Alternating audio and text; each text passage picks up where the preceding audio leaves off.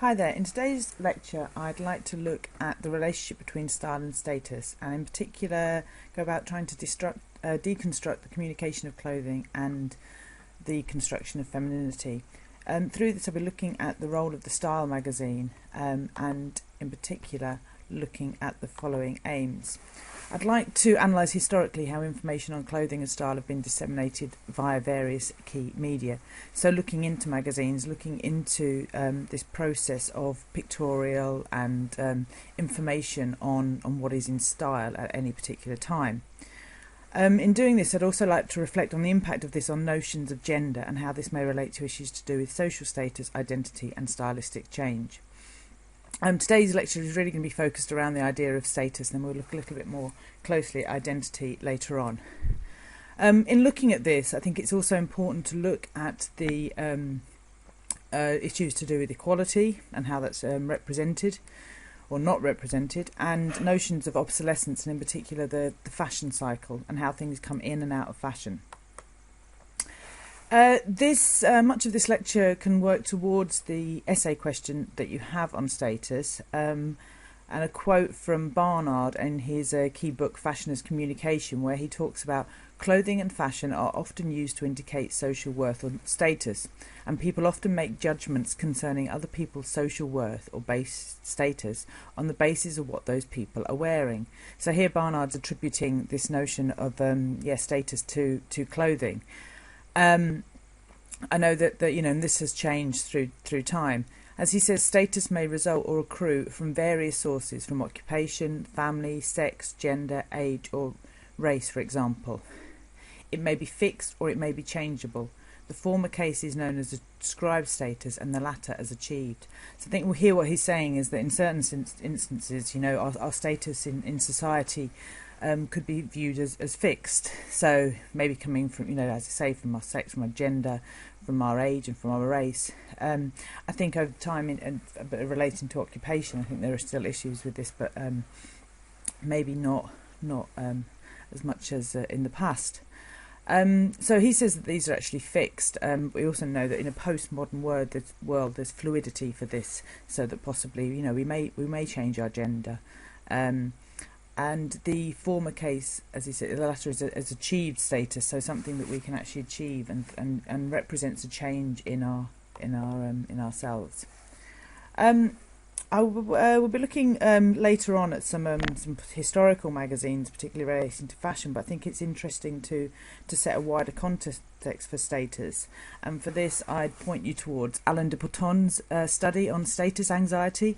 Here he says that our anxiety towards status relates to our perception that others have more than us, and therefore we're constantly dissatisfied.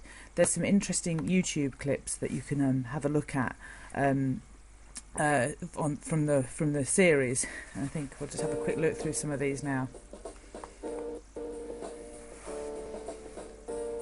Sorry, the quality is not actually that great, but I think there's some interesting themes that he follows. The past 200 years in the West have seen staggering increases in wealth and economic opportunity. And yet, there have been no comparable increases in our level of happiness. Despite being so much richer than a few generations ago, we're often more anxious about our own importance and achievements than our grandparents were. I call this modern state of restlessness and dissatisfaction status anxiety. I want to explain where I think much of it has come from, how it affects our lives, and what I believe we could do about it.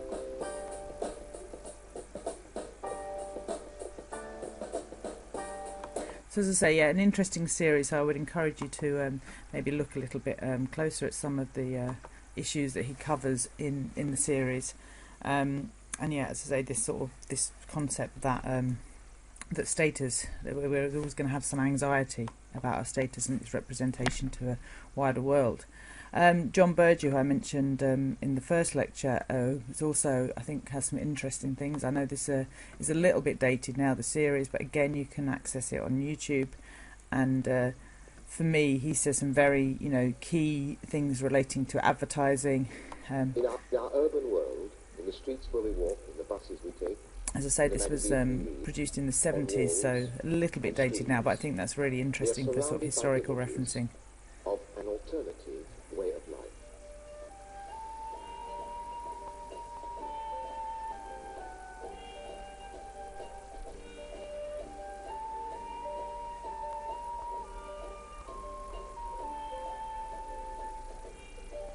We may remember or forget these images, but briefly we take them in, and for a moment they stimulate our imagination, either by way of memory or anticipation. But where is this other way of life?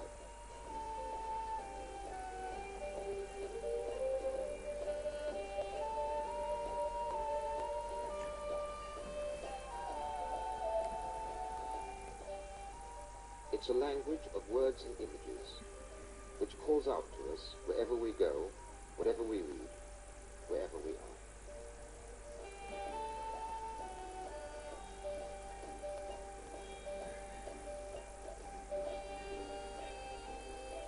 Where do they exist, these fabulous rewards and objects and people? Where do they belong to? Here, there, or nowhere. They come with us everywhere. We take them away in our minds.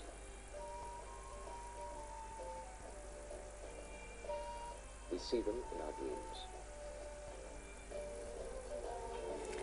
So as I say, I think an interesting study on, particularly on advertising, I think produced at the time were advertising, and particularly sort of big visual images and photography were really taking over. And so I'd encourage you to have a look a little bit further at some of his work.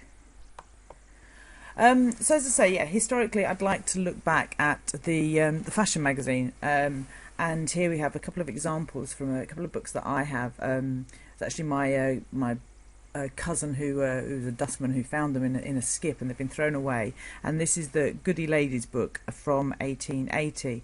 And when I got hold of them, it was lovely to flick through them. I mean, they are a little bit worn now, but to really look at yes, how women, I suppose in particular, were sort of represented within this sort of context.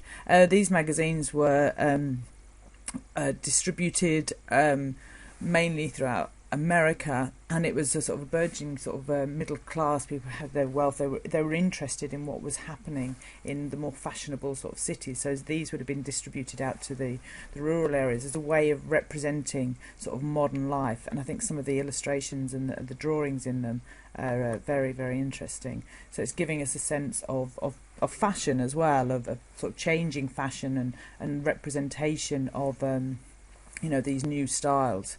Here I think this is quite an interesting photo. It's obviously a wedding, key sort of marker of someone's, particularly of a woman's status, very important in sort of earlier years, where, as we say, a lot of the status was only attributed to women after they had become, they were married.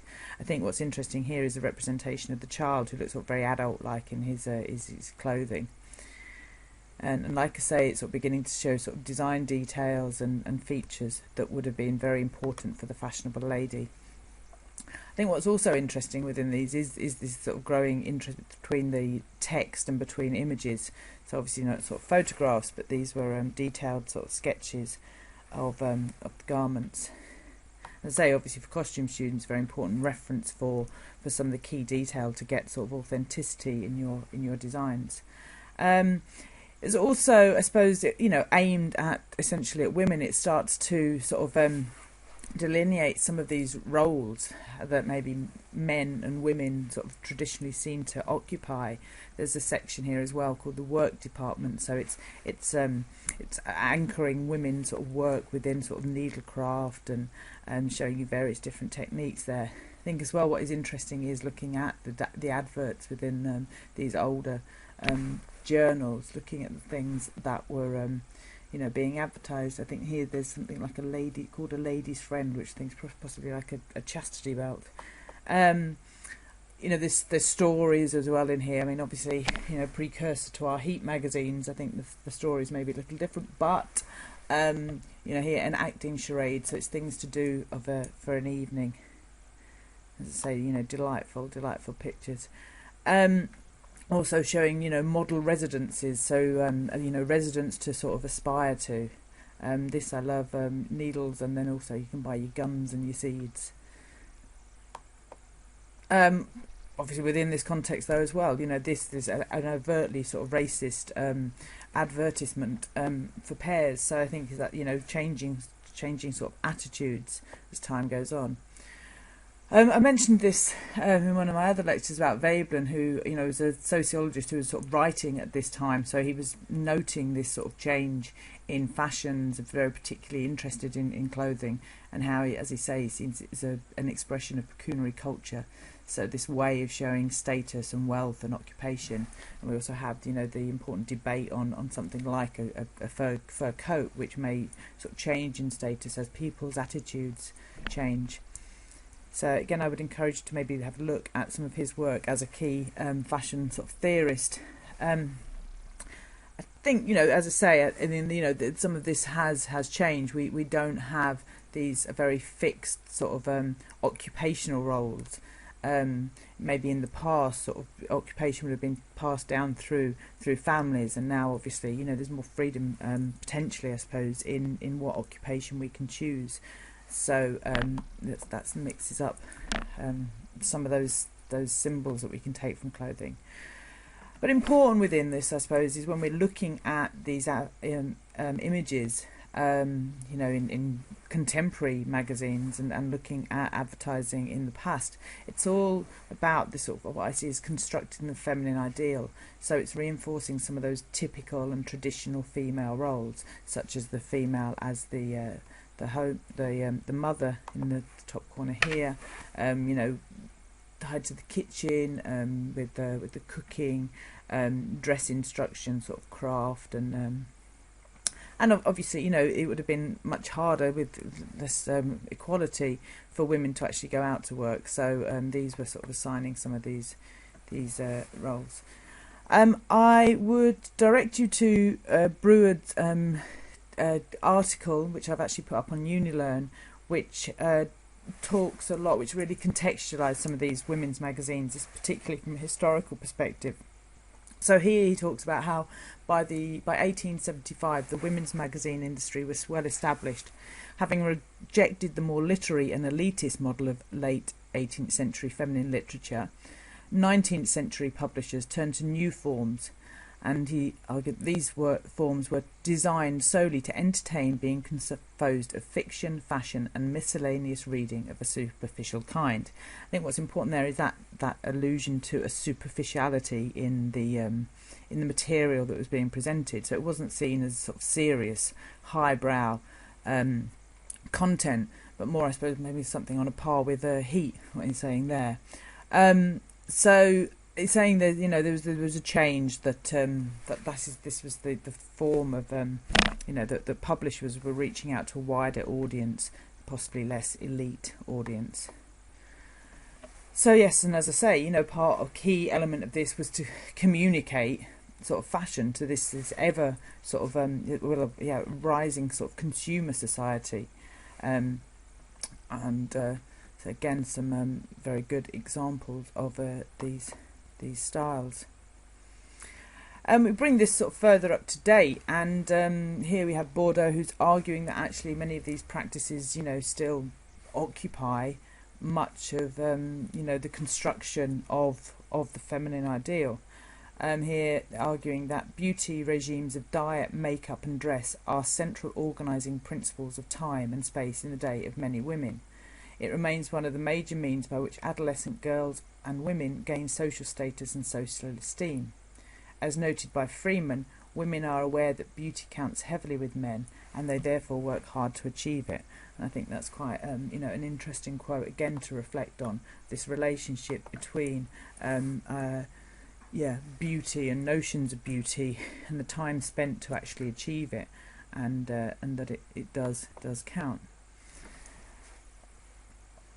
Taking again to the 1800 magazines, Brewer argues that perhaps the most important instance of cultural intervention was the realisation by publishers that feminine culture or fashion was a marketable commodity.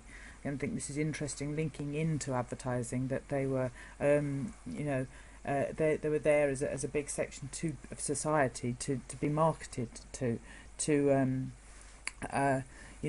market fashion and to promote fashion as something that was desirable, and that it was also necessary in order to maintain your status within society, and in some instances, this promise to make it a higher status. But for others, they also said that possibly this was a way of escapism as well for many women who maybe were tied in at home, who were lacking sort of fulfilling occupations, who may be sort of quite stunted in what they actually wanted to do and to achieve. So again, Brewer argues that it's about sustaining escapism, the opportunity to engage with a fashionable ideal and fashionable items beyond the reach of the suburbs and provinces. So as I say, this was a sort of a global sort of a dissemination of information. It says from the fashionable centres to the rural areas to the suburbs.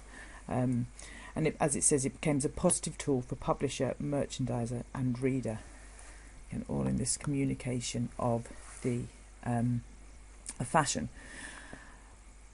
Another book that sort of article, which again I've put up on Unilearn, which sort of counteracts some of the statements that the Brewer noted.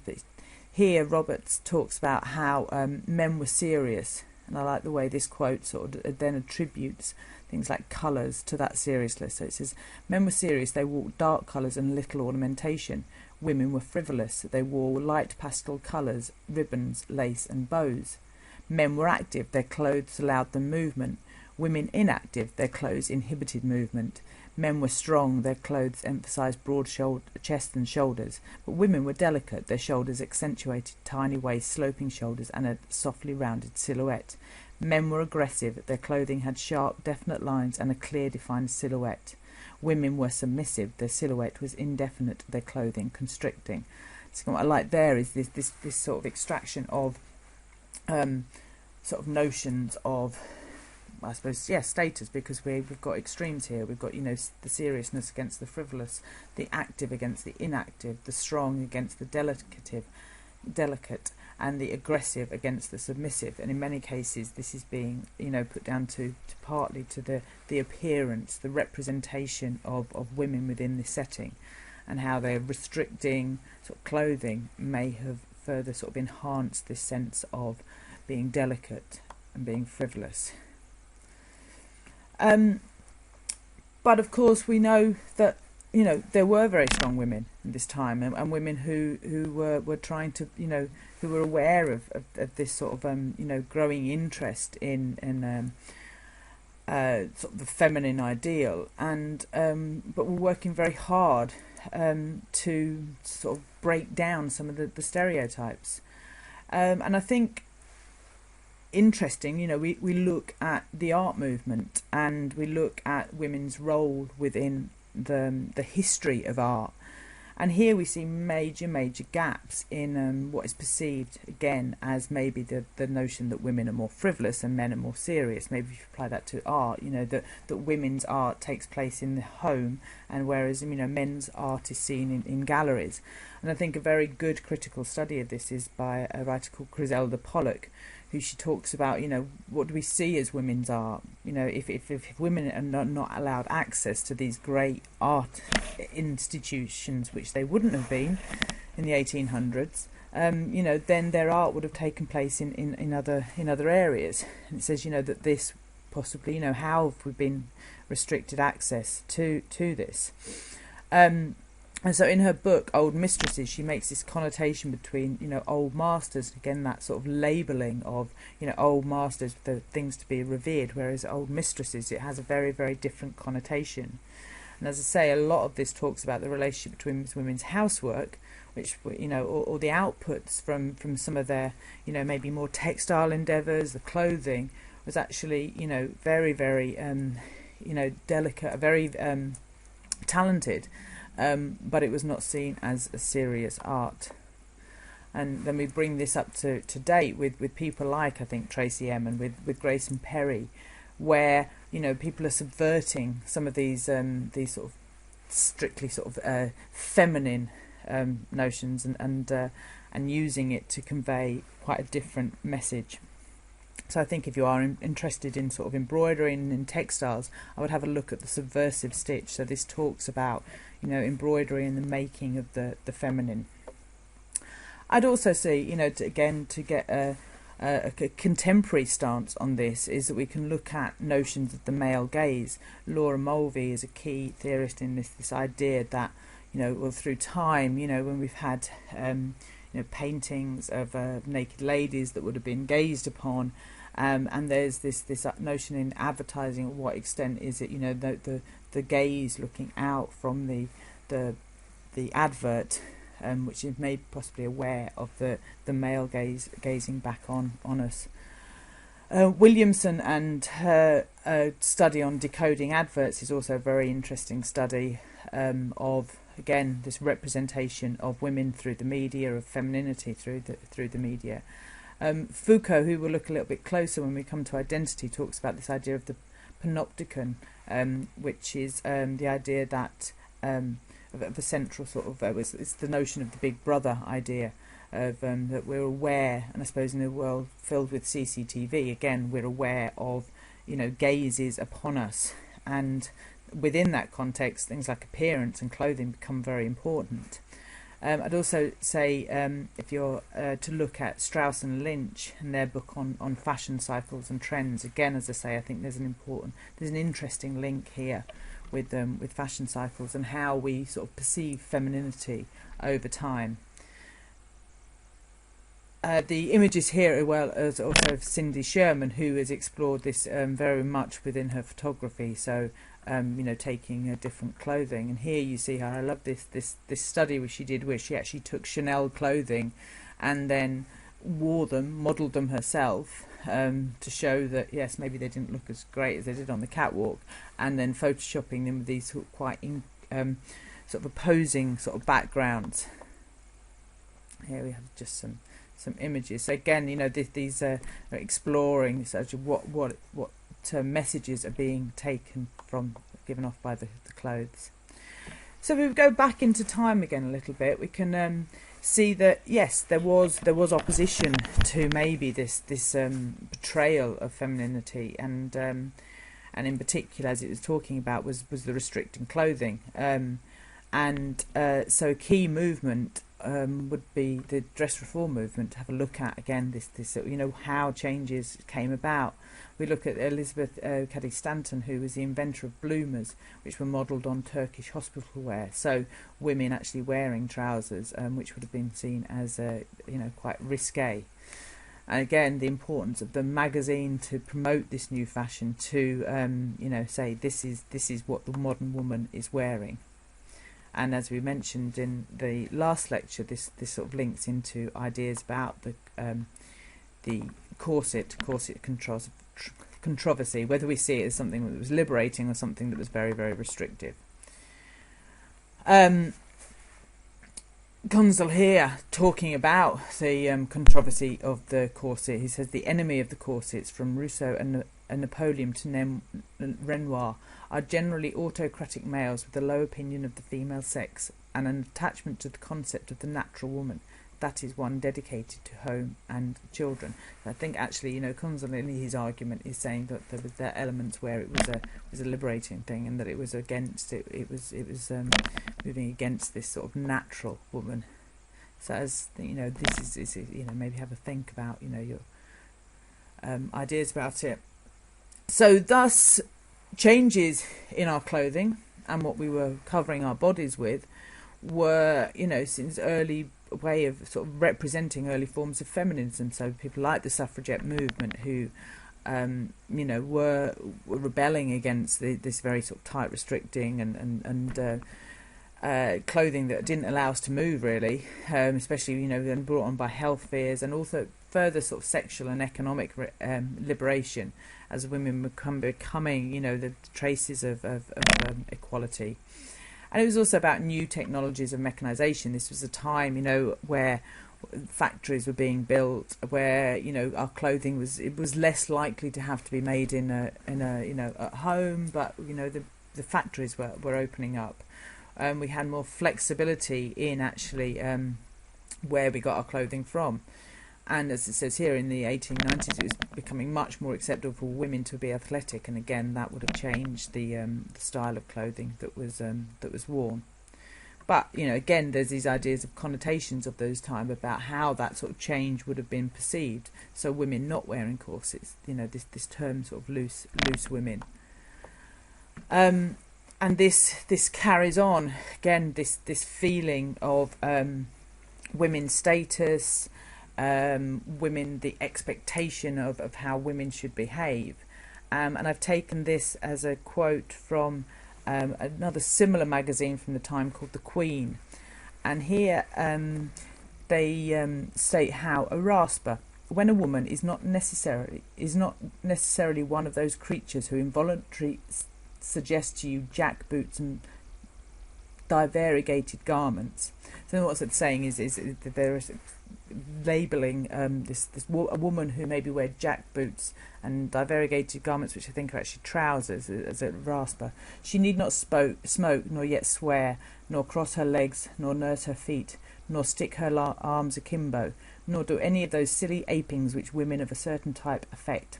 A quite feminine and amiable little person to look at, may be a rasper of the most effective kind. She is a wasp, all brilliant gold and black, a bunch of scarlet nightshade berries, beautiful and tempting to look at, but of infinite power of mischief to deal with. She flutters around you with her pretty ways and stings wherever she alights. So, I think that's some of those attitudes again to putting sort of ideas of status onto sort of certain actions. I mean, here it's saying that need not do this, but they may still be a rasper. So beware. We move then, looking at other contexts for this, again, as I say, these sort of key moments in history where styles changed, and as a result, women's status. So the point, I suppose, chicken and egg, at what point did one affect the other? So something like sort of the flapper dress, again, another key sort of movement to much looser clothing, short skirts, women out dancing, women out drinking, women out sort of smoking in the sort of the hangouts of the time. Again, this sort of liberation represented through clothing, or maybe aided by clothing as well. So what I've tried to give you there is this sort of sense that there was a point, obviously, in time as we became a more consumer society, mechanisation, factories were sort of starting up, that there was a need to sort of market fashion, that it was a need to sort of communicate fashion to a much wider audience. And obviously for that we look at the ways in which changes in style, fashion and costume are communicated. As I said, it's from these lectures, it's for you to pull out what you feel are the key areas. So I would say, obviously, if you're a marketing student, it's about this dissemination of information. It's about changes in how information is communicated. For fashion, we're drawing inspiration from how sort of fashions and styles do change, and that actually they are very linked to economic conditions, they're linked to political conditions, sort of social change, cultural change, and that to be a very good fashion designer we need to tap into these. And for costume, it's essentially looking back to the past to get that authenticity, to get the sense of was this a garment that actually really did change a key part of women's roles, and recognising that we may look at them with different eyes. So it's to capture that essence of that style at that particular time. It's also about tapping into this idea of the zeitgeist, and I love this word. It's a German word, but it translates the spirit of the time. So that's what we're looking for. That's what we're trying to capture for any sort of historical sort of studies we do, and as well sort of contemporary studies, to pick up on what are the key trends, what are the key pieces of information that we need to know about this fashion change. It's also, looking at the media that you use, so looking at the media of the time, which will be linked into technology, so fashion magazines, but also, the street. The street was a very key part of how fashion was communicated. So old paintings, give us sources of inspiration. The store, so looking at the development of the department store and its role in communicating fashion. Billboards, televisions, films all play a role in giving a sense of, or linking into this zeitgeist, this sort of cultural and political context. Obviously now, this media has expanded, so we have, social media, we have all very different forms, and we're able to communicate information very, very quickly, whereas in the past it would have taken much longer. So, I started looking at, this idea of how do we do that. So I've drawn some of my own work, and sometimes, the different takes that people take. So on the top here are some, photo shoots which did of our clothes, and a little sort of lookbook that we pulled together, and then a magazine article here, putting words like rustic and grungy to the work, because I think, when your work does go out into the media, other people will start labelling it. They will start trying to contextualise it themselves. I also went back to an ID book that I have, and it's called the ID Bible, Every Ultimate Victim's Handbook. I've had it since the 1980s, and I remember getting it and pouring through it and being very excited. And what I thought was interesting within this was that, I'm comparing really 100 years difference from the Goody Ladies book from the 1880s to now 100 years on, and how is this fashion information communicated. And in quite different ways. We have quite different representations here of femininity, and I love this. Photo shoot here again, representing within a fashion image, changing sort of political, social, and cultural issues. So I don't know whether this is a car park or it's an estate, but it looks like it's sort of in an urban estate, very different from the nice rural images that we have from the Goody Ladies book. And these are clothes by Stephen King.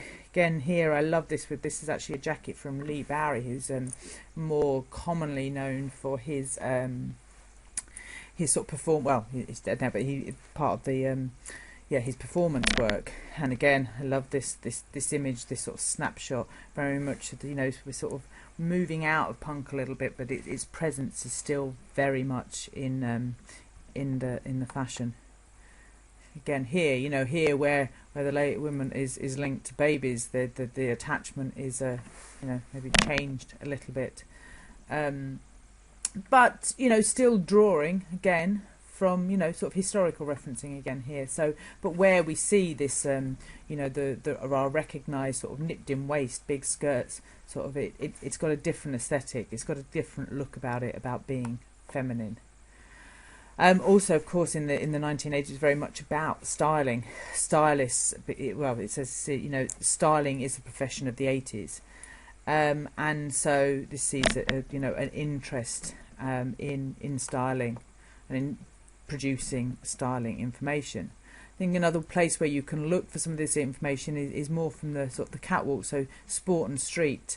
Collezioni. I mean, these magazines retail for about £500, and they're distributed throughout the industry as that sort of starting point for okay, what are the key trends for today, and then how is that then contextualized within a photo to represent it, and importantly as well, I think there's an increase now in fashion and clothing, particularly being recognised as pieces of art. So again, we go back to the old mistress's argument of Griselda Pollock. So here now we're actually seeing clothing. I mean, this is actually from a male sort of designer, but it's recognising the beauty and the quality in clothing. And again, I think this is very important for both fashion designers and also for costume designers as maybe a context for their work.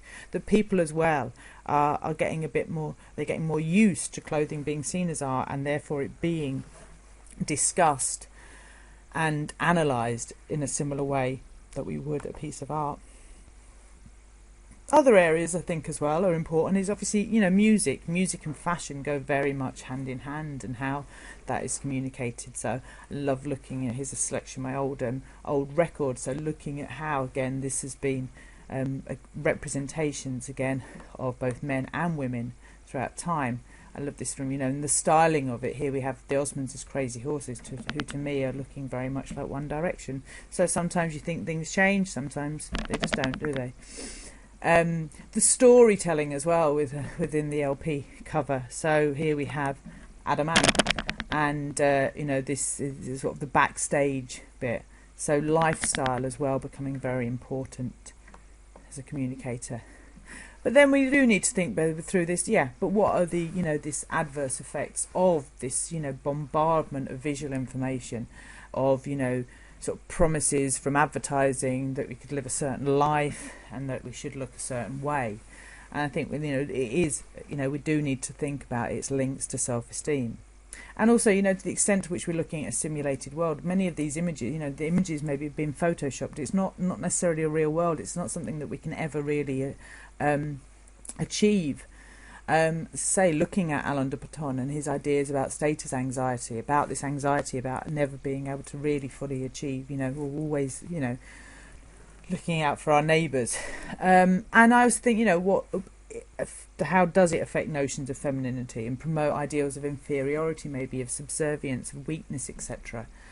Again, this change through sort of, through time, and different generations will have different sort of opinions and perspectives on what we see sometimes as a very stereotyped feminine ideal. For an interesting look at some of these adverse effects, I would suggest that you have a look at Killing Us Softly, which was a series by Gilbourne, which was looking at advertising's image of women, and I think it's sort of done as a. Let's have a quick look at some of this.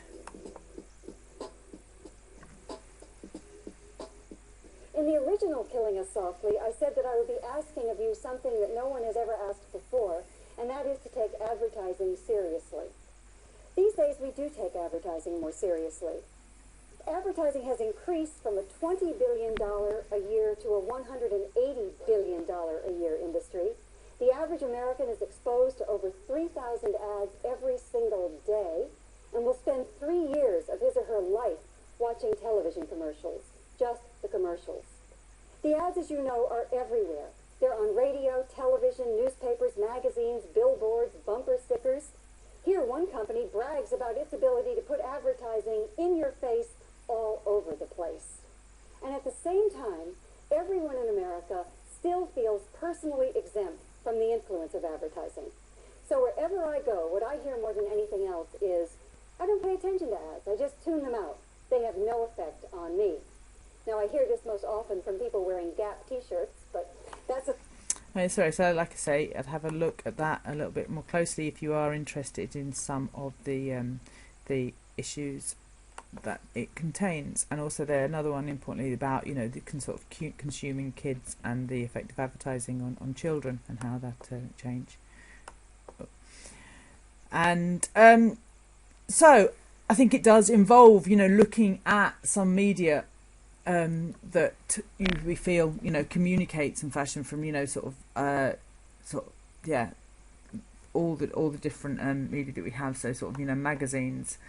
I'd also take a look at these references, as I say, the Brewer I put up on UniLearn, so you can have a look through that, just to get a sense for this sort of style of academic writing. It is a little bit heavy, but it's worth sort of working through. As you say, there's some quotes to maybe pull out that you find interesting, and I think house to that the exquisite slave, the role of clothes in the making of the Victorian woman, and the counter-argument by Kunzel, which is dress reform as anti-feminism, a response to Helen E. Roberts, The Exquisite Slave, the role of clothes in the making of the Victorian woman. So both, key sort of texts. And I actually quite like this as well, the pervasiveness and persistence of the feminine beauty ideal in children's fairy tales, so linking that into, to what extent, is this sort of nature or nurture that we have pursued this feminine ideal. So I think importantly what we've seen is, through time, the importance of the visual. It now predominates, over text in communicating changes in style and also our ideas of status and linking into notions of femininity. sort of old ideals do still exist, but we now see a very different aesthetic and variations in notions of femininity. But caution can be aired over where we get reference points from and the role of aspiration. Like to do is maybe to sort of, I don't know, just to have a think about this deeper, is to select a couple of images from a style magazine.